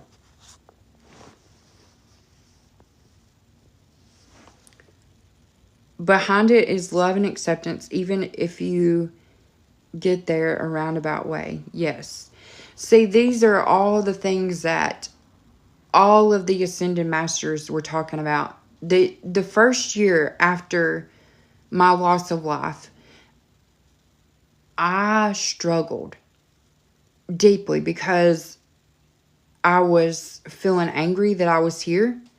I was feeling like I knew that I had been given a mission that was bigger than myself. I thought, I'm never going to be able to accomplish this, and I don't know why my dad would give this to me. Like, why did you give this to me? But it was because I understand now, and I understand what I'm supposed to be doing. It still feels heavy sometimes, and it feels bigger than myself. But I know that I'm more than one person. I am you. You are me. We are we. So whenever I step back and remember that, then I remember that I have to even love those people who have their children wanting hair extensions and tanning beds for Christmas, because they're unable to see through the programming and all of the distractions. This goes beyond politics. This goes beyond religion. This goes beyond class or creed or anything else that has ever divided us as humans. And this is where we step forward today and say, we will no longer be divided. We are one. We are stepping onto new earth. We demand nothing less than freedom, inclusivity, the highest good of all and everyone, the highest good of every purpose. And we do have to accept everyone just as they are. And that's another thing. I understand that all of these programs have been set up. All of this marketing has been directed towards us to keep us in this consumerism and this capitalism and to keep this greed going. But the thing that's happening now, I saw this beautiful thing that happens with mothers, and I don't know what it's called. I wish I could remember. But these mothers are getting together, and they are swapping things like clothes, household items, baking dishes, anything in their homes. They are like trading with one another. Like, hey, I have this, and you may need it now. And this is what will be on New Earth. This is the utopia that we are stepping into. And I declare it now. And so it is. With you all here today, I know that the energy is behind me, that we are creating a new, better version where Earth can sustain herself and we can help her and she can help us. At one time, Earth had every medicine, every food, everything that we needed to survive. And through greed and overconsumption, has ended time and time again, but we will not do that again. We are not going to do that anymore. We step forward knowing that we're unified. We are one, and there's new history waiting to be written. And we are it. We are the great awakening of the Pleistocene era. We are. We are the great awakening of the Pleistocene era. Miss Rose, nobody's touching your Dr. Pepper. Thank you, Cupcake Batters. It's nice to see you. I hope you're doing well. Okay, so I want to tell y'all, I don't know how long we've been here together. It feels like just a little moment in time, but an important moment in time. Because when we share time and space and energy, and we know that we speak with truth and love, and we seek the highest good of all, that will be achievable. And that is here. And I know whenever you look to the media, or whenever you look at things around you, it may not feel like that. But take it and flip the script.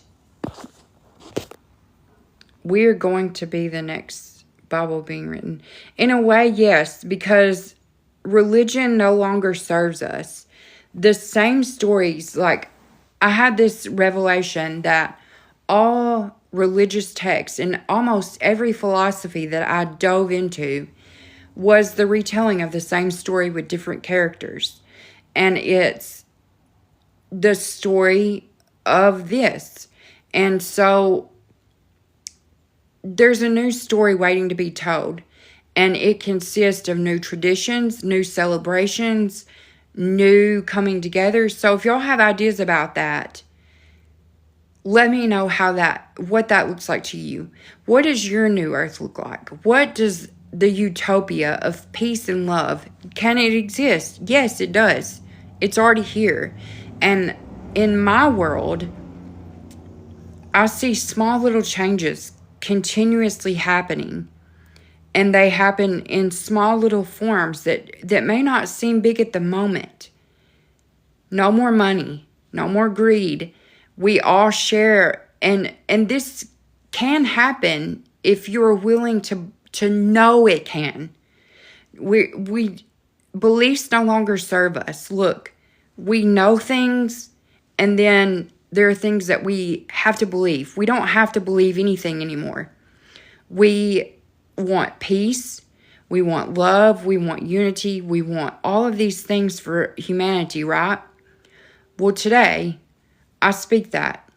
I'm saying that that's a tangible thing. That is not a big ask. And as we may not see all these old systems collapse, because the media will not show that, I want y'all to know that that is happening. It may be happening behind the scenes, but the earth has always wanted us to be abundant. Miss Joan, yes.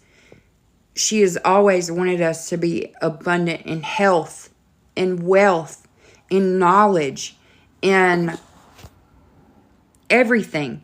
She gave us everything that we ever needed. And through power and greed and gain and keeping people fearful and divided, there has been an imbalance. But let me tell you something. All of that darkness that has existed for thousands of years before us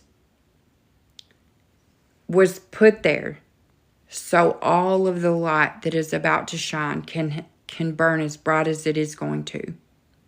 Okay, so I'm telling y'all, all of this light that is about to happen could not have existed without all the darkness. There has got to be balance in the world, right? Well, I've been feeling like I told a friend this morning, I feel like I need to do these videos to show that a bartering system can still occur, okay? And what I mean by that is that I've been trying to find the perfect item to barter with someone and see how far I can take that, because money is not going to be important anymore. We're going to be valued for our knowledge and our skills and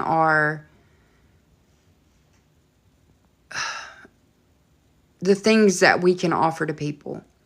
So what I mean by that is, if you don't know how to do something, like if you don't have a skill, which I think you probably all do, but you just may not even know that it's a gift, okay? So, yeah, Facebook Marketplace may be a good idea to start there. So what I mean by that is that our gifts are not our own.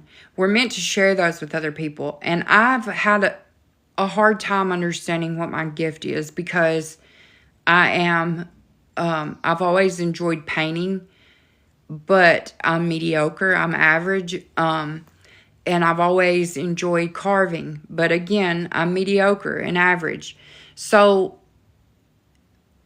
the thing about this is not trying to find one single purpose. You have many. But the thing about this, the place I was trying to go with this, is it's led me down many avenues, and that's my title, Apprentice of All. I came to that is because I remember being asked whenever I was little, what do you want to be? And I have wrote in the newspaper, it's a little article published, and the teacher asked me what I wanted to be when I grew up, and I said everything. And true to my answer, I have dabbled in everything. Jack of all trades, master of none. Yes. So anyway, but that's going to serve us in this new earth, okay? So, like living in a self-sustaining village, but on a global scale, yes.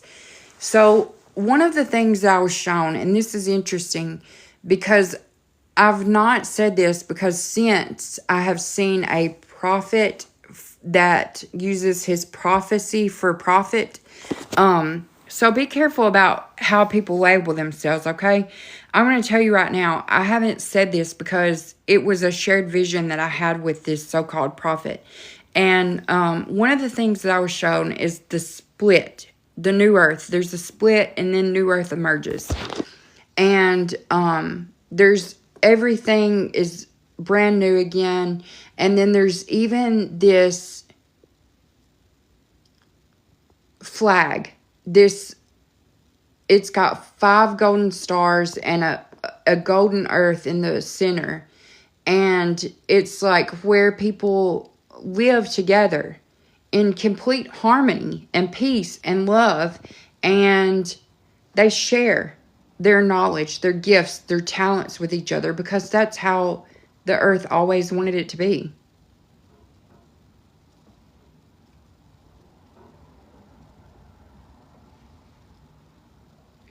I'm going through so much energy dealing with my addictions, going through a Kundalini awakening. But the energy is so intense and overwhelming. It is. Listen, it can be intense and overwhelming. I want us to understand that sometimes we get things that we don't know are gifts. Okay, so for instance, my story. I did not know it was going to be helpful to so many people. It was just my life. I was just living it. It was hard. It was rough. But I made it through all those things to be able to say that you can get through anything. You can make it through losing your life. You can make it through hospice. You can make it through anything. You can get through baby mama drama, William. You can get through anything. It is something that we all have a capability to do as humans. But I think we have forgotten this because there's been this false dependency preached to us. Like we have to be dependent on someone else or a middleman. So what I'm saying is, go back to that live where I spoke about the contract, revoking our contracts that maybe we went into unintentionally, and have a knowing that that's going to benefit you, and that's going to benefit the earth, and that's going to be the best, and that's going to be for the highest good of all. know that when you go into that and you write that and you sign that. I think it's going to take some time. A lot of us have been so badly conditioned, but it will happen, yes. Listen, we can work together and build something beautiful. I agree. Listen, I know that I keep being shown a bridge. Like I'm meant to be a bridge with another person that my dad sent. And I know what this eventually looks like. I don't know how that will happen. I know that I have been warned that the age of Aquarius can bring about cults and everyone looking for a savior, i.e. aliens, or there's not one savior. I'm going to tell you, you are the saviors. You are the creators. You have a direct connection to source, and you have to be able to not only speak it, but act it and live it. And I was shown that again by last night's fiasco and the challenges that I was facing. I had to take a step back from it and say, okay, how do I transmute this into a good thing? How do I make this feeling that I'm feeling? Why am I feeling it? First, I had to identify why it was there. Why that anger, why that frustration was there first. And then I had to know how to transmute that back into love. We have all kinds of guilt and shame piled up on top of us all. No more judgment, no more fear. Yes, and you know what combats this all? Love. It's that simple. You know, I was thinking about this. Sometimes, oh gosh, I'm going to get emotional again. Okay, and I want to talk about people are looking for their soulmates or their twin flames. You don't need that either. You are connected to the most loving source that you could ever imagine. An unconditional love that is almost unfathomable. Think about how our pets love us, and sometimes our children.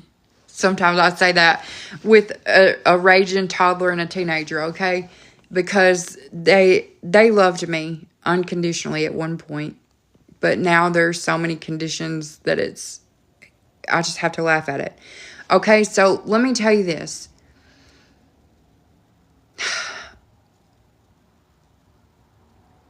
We need to understand that our twin flames don't always come in human form. And when I say twin flames, I say that loosely because I do not know of this twin flame. I know that we have soul contracts with people and pets. Sometimes they can be reincarnated as pets, but you have to understand we are more than our physical bodies. We're billions of fractals of light that can be left anywhere we want to in the universe. And so now our bodies can't do that, but what's within us, our energy can. So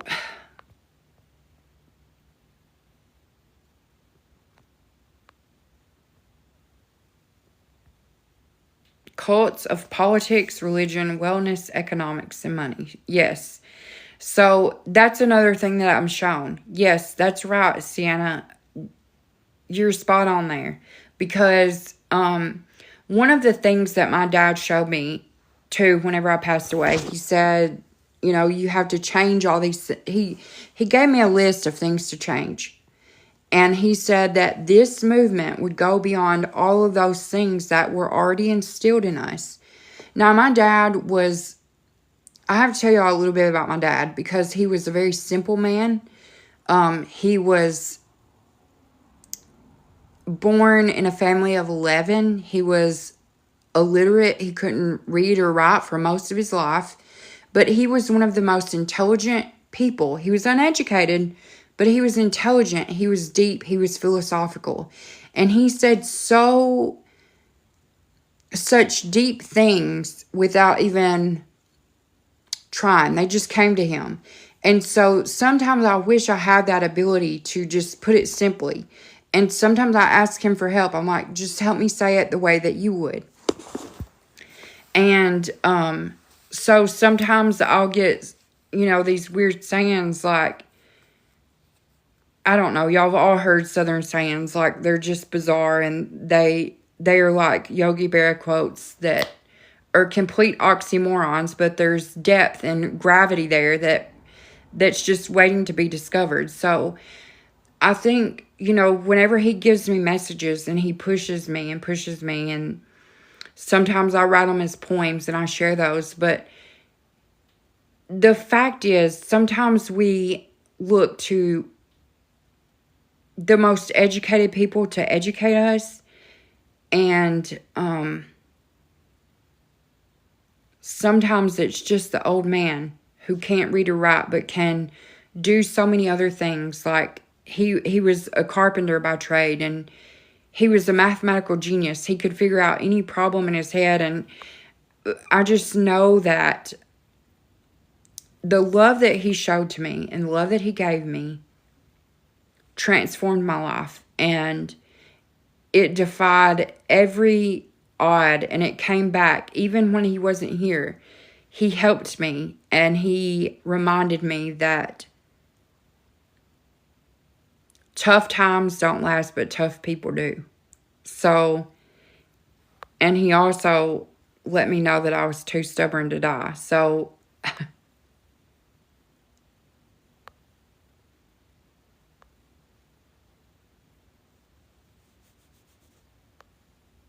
okay, let's see. Cash, what? Okay, I'm missing comments here. Let me go back for a minute.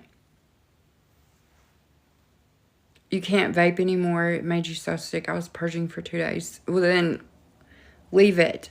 It's done. You've learned that you don't need it anymore. So it no longer serves you. Love conquers fear. We are the I am, and I don't understand why people don't get that. Well, I think sometimes we get in our own way of understanding. We think way too much. Our loved ones can reincarnate as our pets, ? Yes. Yes. Yeah, they can. They sure can. And trees and so many other forms, birds, anything, yeah. Do you have any suggestions on what to do with this energy that I'm having? Message me after this and I want to know exactly what you're overcoming with, like what addiction if you feel comfortable sharing that with me, message me after and let me see if I can help you in some way, okay? Yeah, you love people like that. Speak so simply yet profound, yes. This is why I ask if you had someone aid in getting this out. Cash, I don't know what are you talking about? Did I miss something? I have found some of my sayings written down by a guy who is a philosophy major. It tripped me out finding this out. Okay, so maybe I do. Yeah. When we pass, we won't face a judgment session and then be sent into eternal darkness or light. Okay, I want to say this. Yes, we all face judgment. It's not judgment. It's a review. A life review. An end of life review. You know how like you have an exit interview? That's exactly what it is. So in this exit interview, you are asked questions about your human experience. You're shown everything that you have done in your human experience, good, bad, ugly, and indifferent. And you feel any pain that you've caused to other people. And so this is probably what sent me on a spiraling loop of questions afterwards, because as growing up in a real conservative Christian area, I believed in the Bible and hell. So when I got to the afterlife, I wanted to know what happened to someone who had hurt someone that I loved in my family. He did some really abhorrent things to a young child, and I wanted to see him burning in hell. That's what I actually said. I want to see this guy burn in hell. And so when I was taken and shown where he was, it was a cold, damp, dingy place. It was dark. It was not at all what I had imagined hell being like. So that made me question when I got to the higher dimensions, is this heaven? So is this heaven? And I was told, no, I know that this is what you think of or call heaven, but this is actually the 15th dimension. So had I not seen hell first, I don't think I would have been open to even asking the question and asking for clarification. And I asked a lot of questions. I wanted clarity on everything that I was seeing. So I think that's why my experience differs a little bit, because had I not asked to see him first, I would have just made assumptions all along my experience and had an understanding that was based on my own belief system instead of having an understanding that was deeper.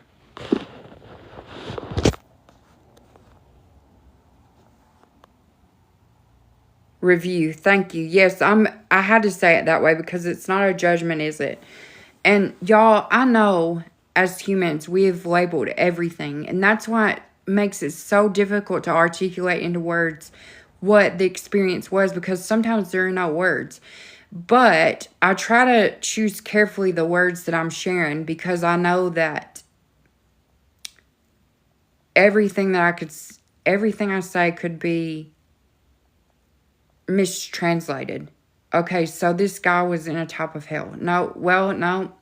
He was in a lower dimension. I want to say that because... Okay, do I say... Yes, okay. Heaven and hell are both a state of mind. So it is what you choose, your reality, what you choose to believe about what is happening to you or what is happening for you, or... The hell that we're told about is false. It was a lower dimension. Were you at any time in the presence of a being of intense love? Yes, I was. And this is the source of creation that I was talking about. Love. It all started with love. I've seen spirits go to the lower dimension and help them out. Okay, I want to say this.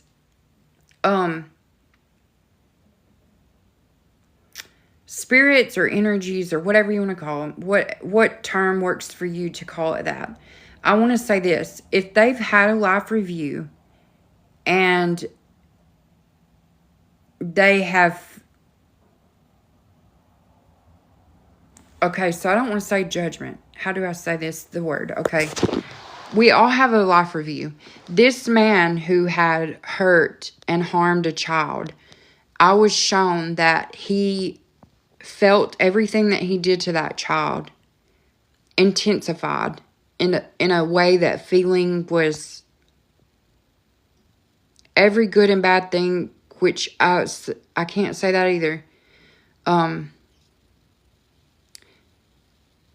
The things that he did to this young girl that I was close to, he had to stay in that place, in that dimension, for 200 years.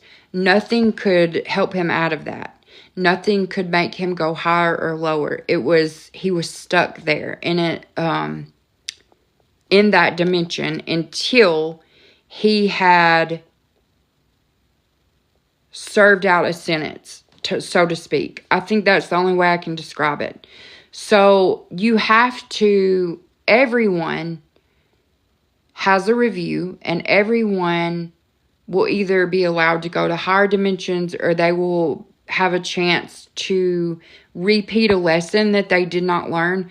But anyone who has caused harm to anyone will have to answer for that before they can move on. Interesting time frame for the sentence. Yeah, it was. He did create his own hell. He sure did, Miss Rose. Thank you for that, because that's something interesting that I think, you know, I didn't understand the timeline and the time frame, but I'm going to tell you something. When you're, okay, here's a good thing, because I've never thought about this before. But in the highest dimensions, when you're operating in the highest dimension, time feels instantaneous, happening all at once, all around, everywhere, everything all at one time. Then, whenever you're in the lower dimension, then it feels like it's lagging or dragging, and so time is experienced in different dimensions at different things. Okay, so sometimes after the time served, they don't feel they deserve to ever leave, which makes sense. Yes, I agree with that, probably. Because I think that's a long time to sit with something like that you've done and feel it every single day that you're in that place. Do you think the spirits in those lower dimensions can try to harm people? No. No. Not if that's not in... No. I'm just going to say no. Language for this plane tends to alter every 200 years. Yes, thank you for that. And it's so difficult to articulate into simple words because I find myself struggling. I'm very careful with how I say what I say because I never want it to be mistranslated or misunderstood. So that's why I say after all these lives, if y'all have questions, message me. Okay, no, possession is not... No. Now, I'm going to tell you something. We can operate in lower dimensions. It is possible. Okay. So, when you are consuming all of these distractions and all these disruptions that are set up for us, it tends to lower your being. Okay? It lowers your vibration. So when you are vibrating lower, then you are able to interact with all those lower vibrations. So I can see what you're saying with that about possession, but no, it's not exactly like something takes over you. No one or nothing can take over your body because it is your body, and unless you have invited it in.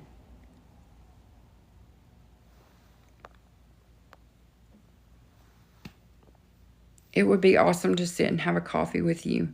Well, I would be glad to do that. Why would a God of unconditional love create a place like that, though? How do I say? Okay. Okay, a creator, if you want to say that. A creator did not create that. It had to exist for the things that people created.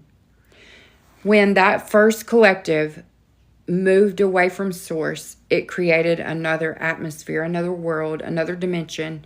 And so each time there was that middleman that broke away, or a collective moved further away from the creator or source, then it allowed more and more things to be created because we are all creators.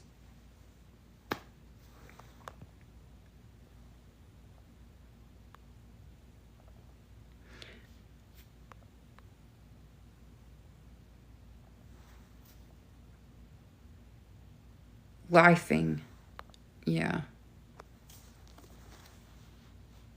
Okay, so we do all create our, you know, whether you believe it's a simulation, whatever you believe, what you need to have an understanding that beliefs no longer serve us. You need to know what you know. And you need to know it with a deep conviction that serves the highest good of all. And I don't say this lightly because I know what it's like to have a belief system destroyed. But we need to forget everything that we were taught to believe. We have to write a new history. We have to write new books. We have to write new traditions. We have to observe holidays different. And that's why I'm so frustrated with Christmas this year, I think, because of all the commercialism. And I can't get on board with giving more money to companies that don't. If you have any scruples or any morals or any honor left in your bones or in your body, you should have a hard time with it too. What's the big deal? It's just a holiday. Well, what about, like, let's take a step back from it. This is a pagan holiday anyway. It's not a Christian holiday, but when the Romans were trying to get everybody on board to pay their tax, then it became merged together so it would be more palatable for Christians. Okay, so it doesn't matter how it came about. It no longer serves us. It no longer holds our highest good. The Christmas tradition that I like to tell about is I started with my youngest daughter, and we celebrate solstice, the actual winter solstice, and Yule. And the traditions that I've started that I'm proud of are we gather nuts and popcorns throughout the year, different things like nuts, oranges, things like that. And we gather them, and then we go out on solstice night and we read a story by the fire, and we have a tree that we planted, a pine tree, and we give back to the earth. And so I think new things like that are going to have to start coming about to replace the old things, all the commercialism, maybe exchanging a gift that you made. Or now I can't get everybody in my family on board for this. Trust me, I'm having a hard time this year. Or what about just spending time together? All the money that we would have taken and spent, why don't we use that to make a meal for each other and just spend time together? I don't like the expectation, because expectation is where we fail as humans. When we expect things, when we expect a certain outcome even. This goes beyond me talking about Christmas. This goes beyond, this is talking about the very fabric of our existence. When we expect a certain outcome, we will get it, because there's a universal law there that says so. So when we're careful where we place our time and intention and efforts and all of those things, we can eventually affect the outcome in a positive way. And when we have the power to see all the negative and transmute it and flip the script and turn it into positive, that's when magic happens. That's when we take back our consent. That's when we take back everything that we've been giving away. You get what you give. Is Jesus a real being? Yes, but he is pissed about the Bible. I'm going to tell you that. I talked to Jesus and he said, no more of this. This is not what I was talking about.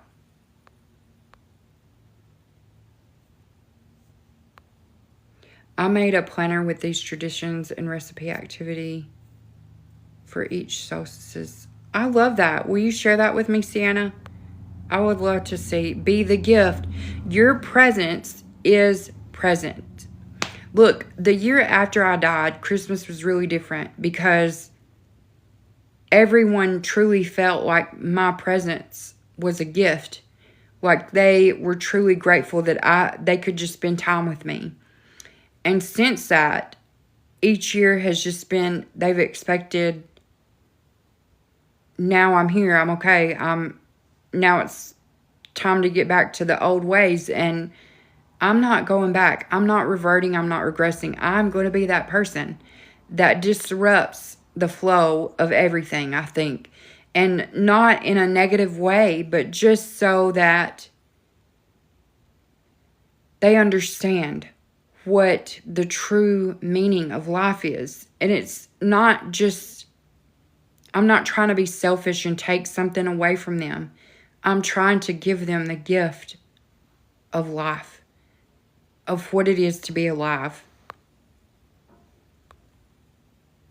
Your time being worth the heart of the experiences.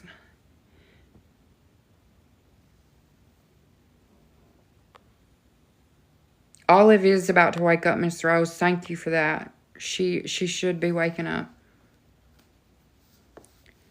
Okay, Ellie Star, did Jesus have a bloodline? Okay, I want to say this. Bloodlines don't matter anymore. Okay, out of the 4 types or tribes, we all had different blood types, and now the 5th has a different type. But I'm going to say this. There have always been ancients on earth, and you may call them aliens or grace, whatever you want to call them. But these ancients are what people sometimes call ascended masters. They have an ancient wisdom and knowledge that they're trying to share with the earth. And they want you to, they've always preached the same message or shared the same message. What skin color did Jesus have? Okay, this is interesting.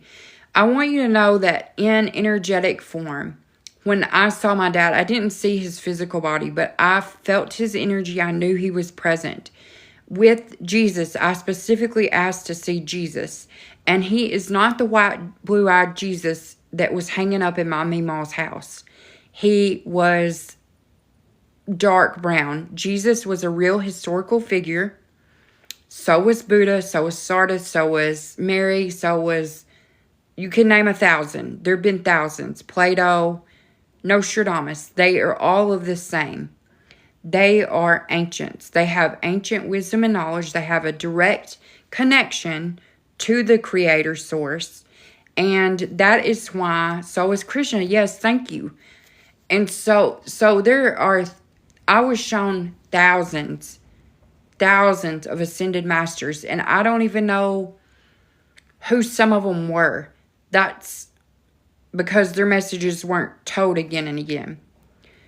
But I'm telling y'all, all of these people had held in common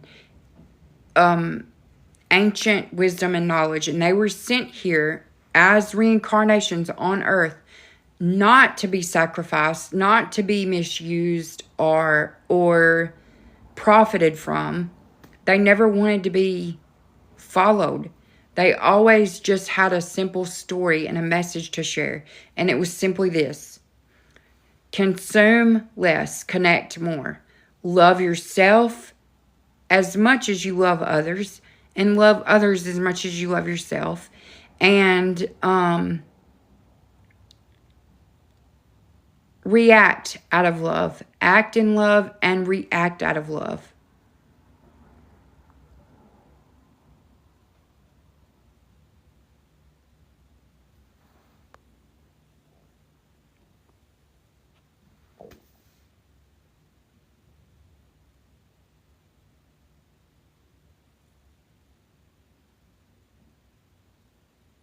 Okay, Mariah, this is a good question. If you put up boundaries and it hurts an individual, are you creating karma?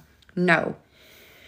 I want to say this because I had a soul contract with one of my ex-husbands, and he was there to teach me everything I didn't need in my life, okay? I had just been diagnosed with this. Well, I don't know if I want to get into all this today. But my ex-husband, at the time my oldest daughter was born, she was 16. She's 16 now. But at the time of her birth, he got paternity testing papers and showed that he had a baby like a few weeks with another woman, and we were married for like 5 years. So anyway, he was there to show me what love was not. Okay, he was abusive. He was in every sense of the word. I still love him because I created life with him. But I learned what I needed to learn from him, and it was okay for me to move away. Okay, so I taught him things, he taught me things. We learned from another, and now we are no more. Okay, we co-parent, and that is it. And so I'm going to tell you now, do not put yourself in a situation that is harmful, that is not of your best interest. Because, and if you need to break soul contracts with somebody, let me know. I've got a contract that I can send to you. And when you break a contract with someone, it does not mean that you are creating karma. But it does mean this, that you can learn those lessons from someone else in a healthier way, in a better way. I did not know that at the time, or I would have done so. I stayed in that relationship a lot longer than I should have and put myself through a lot of extreme mentally anguishing things. So I want you to know that you never have to be in a situation that's not the best for you or the highest good for you. If you need help breaking a contract, then let's do that together. Message me.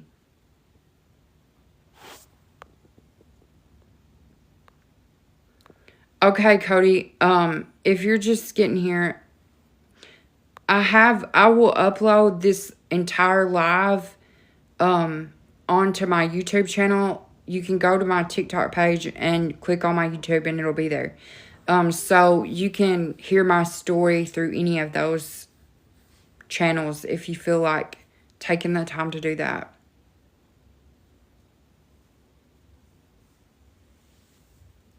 How many other NDEs have you found finding you? Lots. Many.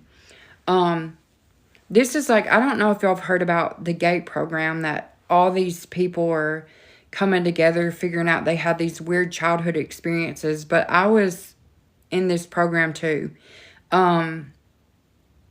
And we always have a way of finding each other. And that is magical within itself, right? So when we find each other and we have common experiences and have knowings of things beyond this world, then that's magic. That's the magic within itself, making these connections and forming this time and space.